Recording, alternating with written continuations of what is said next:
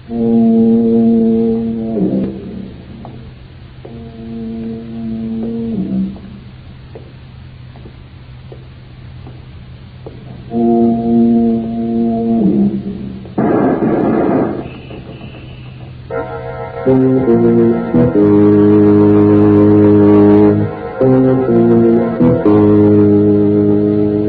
of the fog, out of the night, and into his American adventures comes Bulldog Drummond.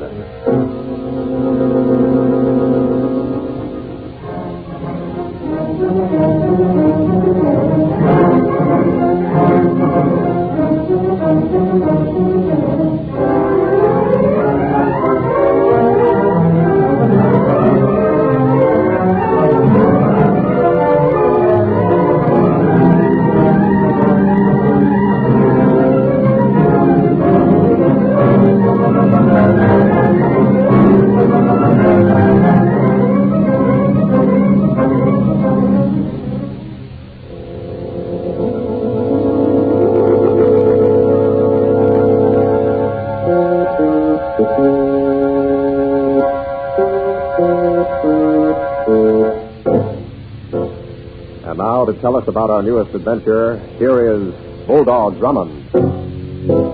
I call this story Escape into Death. Late one Friday night, a few weeks ago, Denny and I were driving along a highway bypassing a lake resort. We had not seen any traffic whatever on the road for quite some time, when Denny suddenly remarked, "Oh, I say, sir, there's a car coming up behind us like fury." "Oh, yes, I see him in the mirror. I'll give him plenty of room to pass." Dear me, he almost sideswiped us. Yes, he's taking that curve ahead practically on two wheels. He's Denny. out of sight already. You better be careful. There's rather a steep slope beyond this curve. Yes, I see it, now that we're rounding the curve. Oh, good heavens.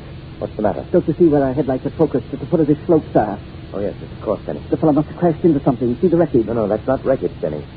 Why, it's a barricade of some sort across the road. Yes. Our reckless driver friend must have stopped barely in time not to crash through it. It appears we'll have to stop too, sir. There's a sign on the barricade. Road closed, bridge washed out. Oh, what a nuisance. Now we'll have to... Denny, wait. Yes, sir?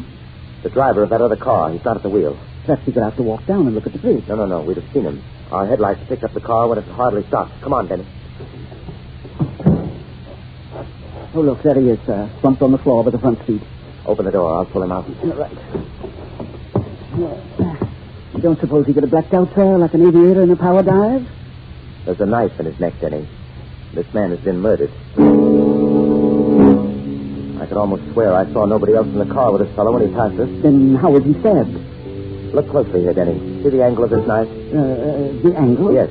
It penetrated the left front side of his throat in a straight line and severed the jugular vein. Well, what do you make of that, sir? Come with me. Just as I thought.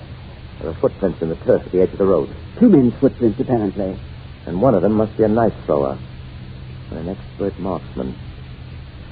There's been no recent flood or heavy storm, Denny. If I'm not mistaken, we'll find there's nothing wrong with the bridge down the line. Then why the barricade? I believe it was deliberately set up here to stop the driver of that car so that he'd be an easy target for the murderer's knife. If we hadn't happened along at almost the same moment, I don't doubt this barricade would have been quickly removed. Then someone must have known this chap would be driving along this road, sir. Exactly. And about this time of night, I should say. Well, let's go back to the car. Right. Look in the door pockets in that compartment on the dashboard, Denny. Try and find the registration of the car. Yes, sir. I'll look through the dead man's effects on his body for identification. Now, here's the registration, sir. It's made out to Joseph Bowman of Acme City. The same identification is in this billfold. And, Denny, there's more than $1,000 in it. Perhaps the murder was a robbery attempt and we came upon the scene too quickly for the killers. Possibly. But I have a feeling there's something more than that behind this. Acme City, Denny, is where the Acme Explosives Corporation has its parent plant. I'm afraid I don't get the connection, sir. There may not be any. But after we notify the local authorities of what's happened here, we're going to put in a long-distance call to the Acme Explosives Corporation and find out what they know about Joseph Bowman, if anything.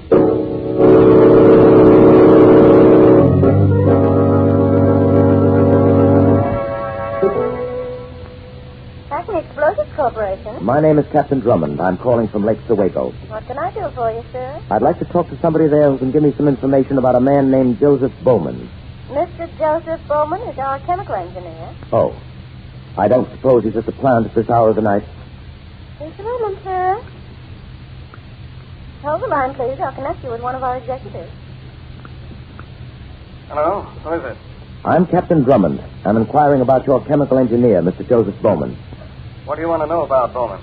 In the first place, whether he's at the plant or at his home right now. You say you're Captain Drummond? Yes. I've heard of you, Drummond, if you are who you say you are. But this organization is engaged in some very important munitions work.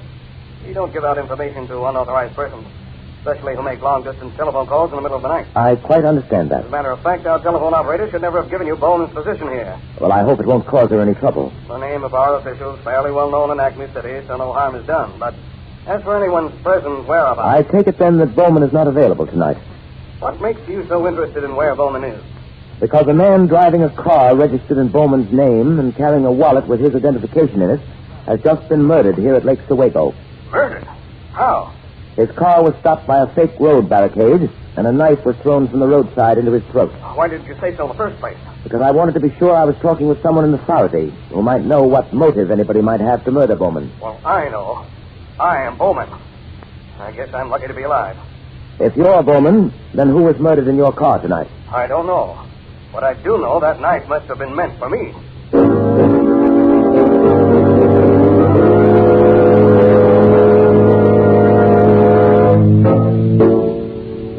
We'll return to Bulldog Drummond and the story he calls Escaping to Death in just a moment.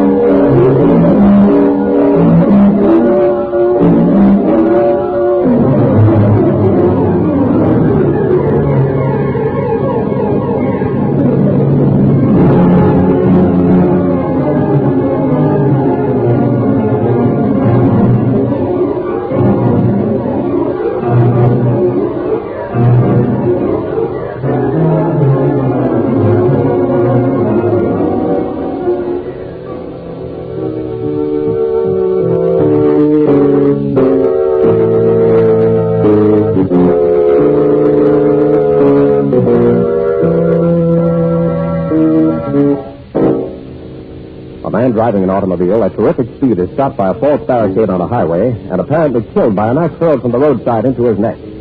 Identification indicates he is Joseph Bowman, chemical engineer of an explosives company, but Drummond determines by a long-distance telephone Bowman is alive. It is noontime the next day, Saturday, as Drummond and Denny sit in Bowman's office. I expected you in Acme City much sooner, Captain Drummond, after your midnight telephone call. Denny and I remained at Lake Sewego until the local authorities identified the man murdered in your car with your identification on him. Oh, then he's been identified, huh? He's a convict who escaped from state prison just a day or two ago. Mr. Bowman, how did this man happen to have your car and your wallet? Well, the truth is, he waylaid me as I was about to drive out of my garage late yesterday afternoon. He must have struck me with a blackjack or some such instrument. For your money in a getaway car, no doubt. No doubt. But you didn't report the attack to the Acme City police, Mr. Bowman. No, I did not. And you were extremely cautious about admitting your identity to me on the phone last night. For your information, Captain Drummond, I was having our operator trace your call while I engaged you in conversation to stall for time. Yes, I suspected as much. Mr. Bowman, you weren't surprised at being attacked. To be honest, I was not, Captain Drummond. You thought the attack on you had more significance than a mere hold-up by an escaped convict? Yes, I suspected it might have.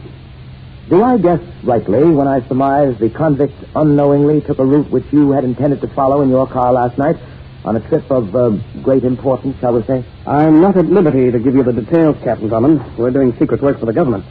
I can tell you this much, though. I was to drive to Washington last night with certain plans which had not quite reached the stage of perfection. But which would be dangerous if they should fall into the hands of enemy agents. Very dangerous. Were those plans in your car? No. Fortunately, I was just on my way here to the factory to pick them up when I was waylaid. Who knew you were taking that trip to Washington? Well, only 2 persons, but they're beyond suspicion. Yet somebody evidently knew that you were taking the trip and killed an escaped convict in your car by coincidence, Mr. Bowman? Denny is right, Mr. Bowman. No one is above suspicion. Well, Mr. Jordan, the head of the firm, knew, naturally, but... And who else? I had intended at first to take my secretary with me, but Mr. Jordan thought better of it. Oh, Mr. Jordan thought better of it. He was quite right. There was no sense in risking 2 lives, as it turns out. This secretary of yours, Mr. Bowman. Miss Harrington. She's been with me for several years. I'll vouch for her trustworthiness. Perhaps, but may we see her? I'm afraid not. I gave her the weekend off. I know she's gone out of town. Just where, I can't say. At least we can see Mr. Jordan. Well, of course. You'll find him at home this weekend on his suburban estate, several miles outside the city. Better still, I'll drive out there with you myself.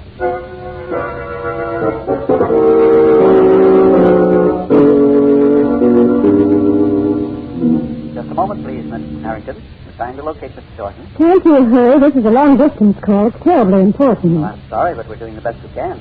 Mr. Jordan is not in his room. I'm having him paged in the lobby. But can't you try the port or the lake shore or something? I assure you, we're doing the best we... Oh, here he is, I believe. Yes, hold the line, please.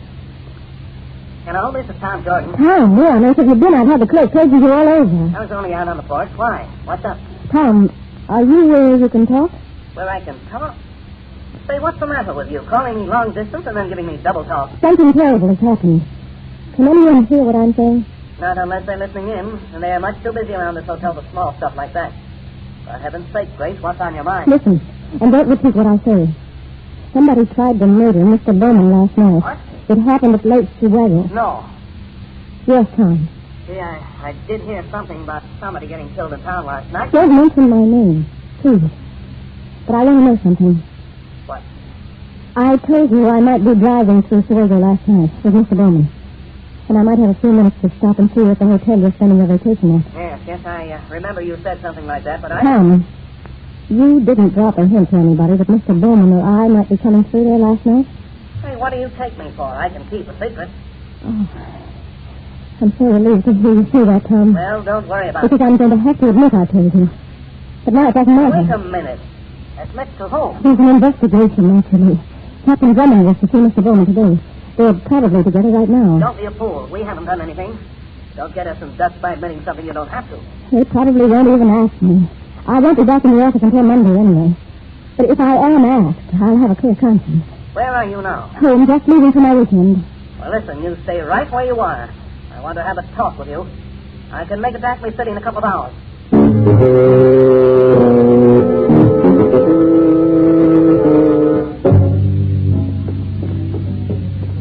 Miss Harrington's apartment is in the second floor rear. We may as well walk up there. Yes, sir. Well, I do hope this visit will be more productive than our trip out to see Mr. Jordan. I do, too. We wasted all of 3 hours going there. Don't you think Miss Harrington might be of any help? Both Mr. Bowman and Miss Jordan swear by her integrity. I know, Denny, but Miss Harrington was to have taken the Washington trip with Bowman. In her disappointment at not doing so, she might have dropped a careless remark to someone. Yeah, she probably won't be at home. Mr. Bowman insists that she intended to go out of town for the weekend. Yes, but he doesn't know where. If she's not home, I'm afraid we'll have to take the liberty of looking about her apartment for some clue as to where she might be. Oh, just the apartment, sir. Miss Grace Harrington on the nameplate. Ring the bell, then.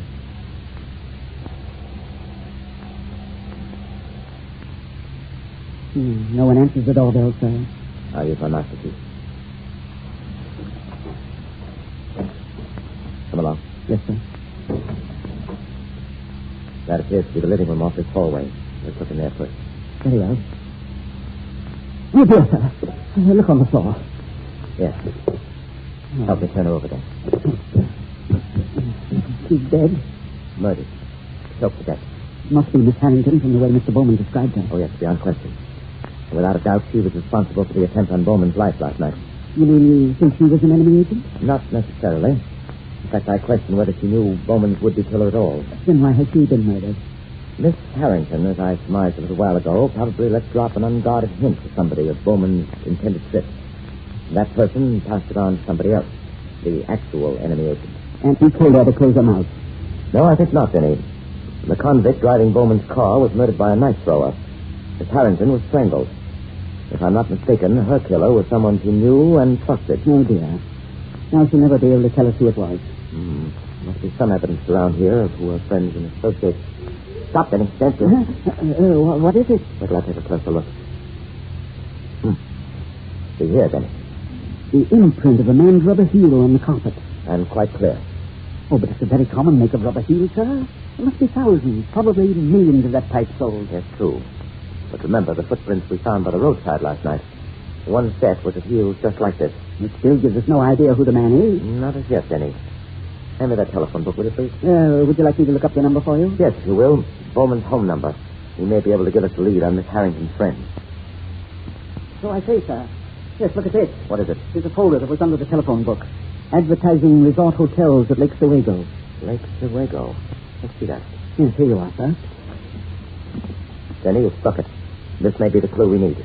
Well, I'm glad you think so, sir. Here's the telephone number of the Overlook Hotel at Lake Sewego, and it's underlined. Possibly Miss Harrington was planning to go there this weekend. Oh, well, that would be too much of a coincidence. More likely, she knows someone who's been stopping there and had occasion to call him. Shall I check with long distance? Do that, Denny. And then we shall start immediately for the Overlook Hotel at Sewego.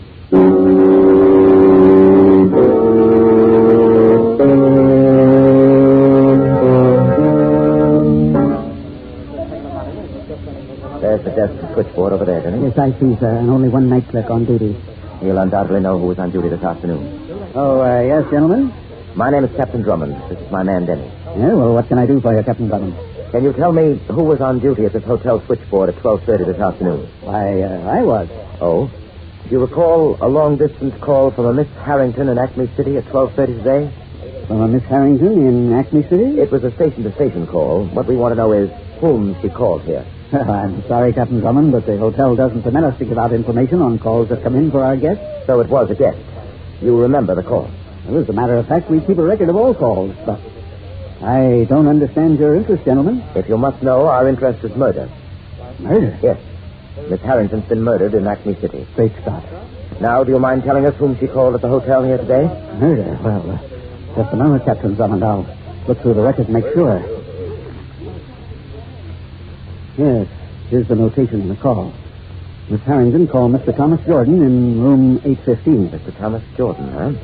And what happened after he received the call? Why, I'm sure I don't know. I paid no attention after I made the connection.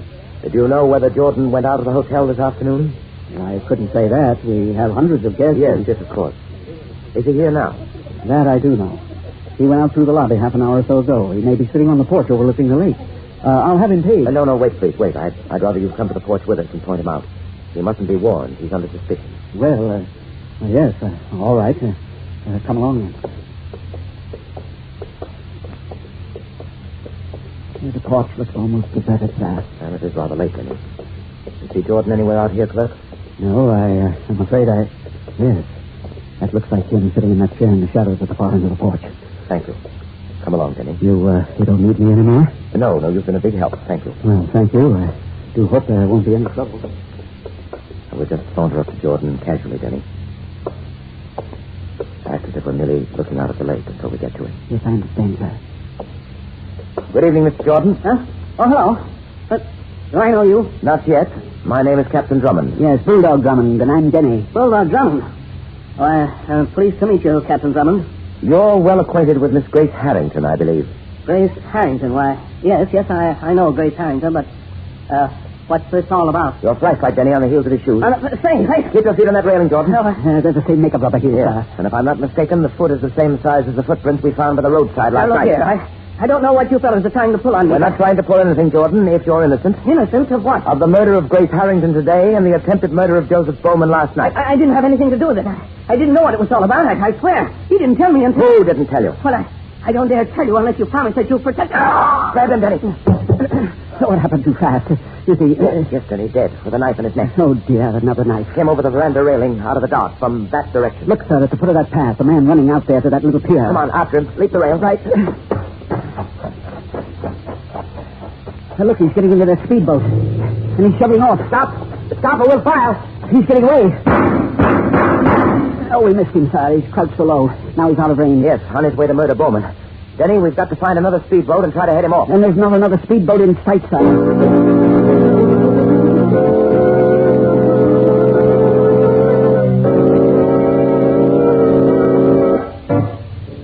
Back to the climax of our story in just a moment.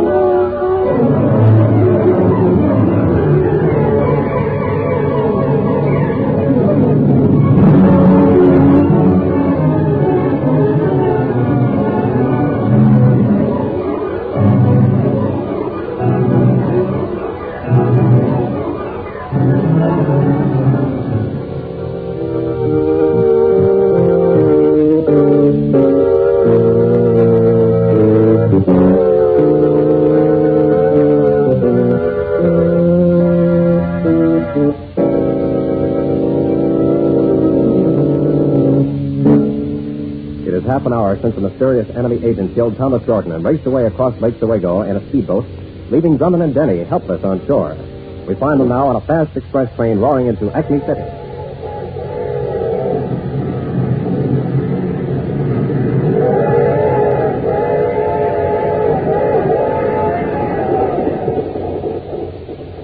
No, I'm afraid fate is against us, sir. Why, Denny? Why, if we could have found another speedboat in time, we might have overtaken and captured that vicious killer. Well, luckily we did find a boat in time to bring us across the lake and catch this express to Acme City. I know, but the killer's gotten away. Not yet. I believe he's on this train. On his train? What makes you think that, sir? Why do you suppose he raced off in a speedboat, Denny? Oh, to escape, I should say. No. He could easily have lost himself in the woods along the lake shore. He might even have had a car concealed and made a leisurely getaway. It would take him all of 2 hours to get to Acme City from Lake Oswego by car. Well, what if it did? Well, don't you see, Denny? By crossing the lake in 15 minutes, he was sure to catch this express and make Acme City in 3/4 of an hour. He hoped that way to beat us to Bowman. You feel certain he intends to murder Bowman tonight? I'm almost positive. I don't understand why. After all, the plans he's after are safely locked up in the plant. He's not after the plans, Denny. You remember Bowman told us his plans are not yet perfected. What the enemy wants is to kill him, so those plans will never be completed. We seem to be pulled into the station, sir. Yes, we'll have to hurry and get a cab to Bowman's home. I only hope we'll be in time. Come on.